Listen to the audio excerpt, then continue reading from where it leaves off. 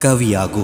ರವಿ ಕಾಣದ್ದನ್ನು ಕಾಣಲು ಸಾಮರ್ಥ್ಯವಿರುವ ಕವಿ, ಬಡವರ ಪಾಲಿನ ಆಶಾ ಕಿರಣವಾಗುವ ಕವಿ, ಸಮಾಜದ ಆಗುಹೋಗುಗಳಿಗೆ ಸ್ಪಂದಿಸುವ ಕವಿ, ಕೋಮುವಾದದ ಭದ್ರಕೋಟೆಯೊಳಗೆ ನುಗ್ಗಿ ಸೌಹಾರ್ದತೆಯ ಬಾವುಟವನ್ನು ನಾಟುವ ಕವಿ, ಅನಕ್ಷರಸ್ಥರ ರಣರಂಗದಲ್ಲಿ ವರ್ಣಮಾಲಾಕ್ಷರಗಳ ಖಡ್ಗ ಹಿಡಿದು ಹೋರಾಡುವ ಕವಿ, ಸಾಮಾಜಿಕ ರಾಜಕೀಯ ಕ್ಷೇತ್ರದ ಅರಾಜಕತೆಯ ಕುರಿತು ಅಂಜದೆ ಪ್ರಶ್ನೆ ಎತ್ತುವ ಕವಿ, ಸರ್ವವಿಜ್ಞಾನಗಳನ್ನು ಭೇದಿಸಿ ಆತ್ಮಸಂತೃಪ್ತಿ ಎಂಬ ಮಹಾಜ್ಞಾನವನ್ನು ಬೋಧಿಸುವ ಕವಿ, ಶಾಂತಿ ಸಾಮರಸ್ಯಕ್ಕಾಗಿ ಕಾದಾಡುವ ಕವಿ, ಸೃಷ್ಟಿವೈಭವಗಳನ್ನು ಗೀಚುತ್ತಾ ಅವುಗಳ ಏಕ ಸೃಷ್ಟಿಕರ್ತನ ಪರಿಶುದ್ಧತೆಯನ್ನು ಕೊಂಡಾಡುವ ಕವಿ.